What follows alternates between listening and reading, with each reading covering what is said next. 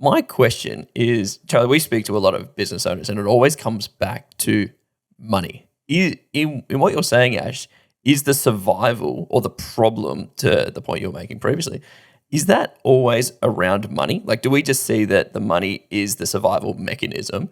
Because I'd argue most of what behaviors that I have done, or Charlie, you have worked on trying to improve, has been around this money concept. Yeah, money's been huge for me. Like the pressure to earn, like I've definitely had that at times. That to use the trading example, in like someone who looks back and go, "What was I thinking?" Like I go back and go, "I've made some really dumb moves in business," but when I look at the intent, it was like the pressure to earn. I felt compelled to take this action to make money. So this is the way the brain works, Grant. It does not separate money from life.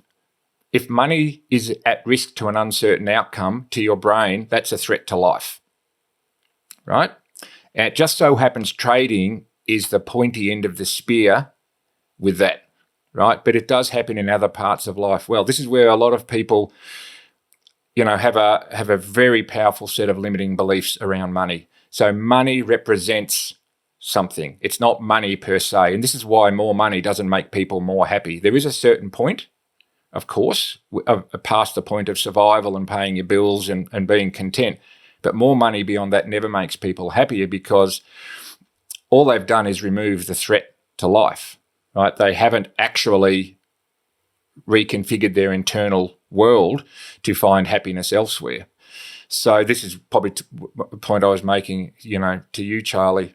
This is what I think where people should, I guess, look to do some work around their belief system, which is, how do you regard money? What happened in your past life that is feeding through to now that's driving you either to push yourself and become a busyness addict or a hustle addict, right? We see this absolutely prosecuted through whether it's your Gary Vaynerchuks of the world and others. Pop it up. Right. But he's a great success in his own way. But it's a really dangerous message, I think, that the way to succeed is to outwork everybody. Right. Now, that might be okay if you're training for the 100 meters, right? And you've got to put the work in, right? But it's always the mental game that separates the peak performers from the other ones that just try really hard, okay? So it's the same with money, right? It's the same. If you can change the way you think about money, you can change the way that you think about your identity in the world and your self-worth. And this is a big one, guys, right? We're all born inherently worthy, right? This is the thing that I teach people, is you've got to separate your sense of worth from your achievements, right? Because so many people attach their achievements to their identity and their sense of worth, right?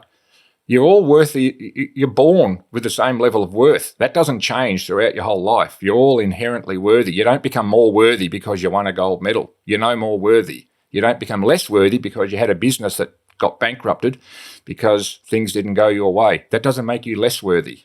You're still exactly the same level of worth.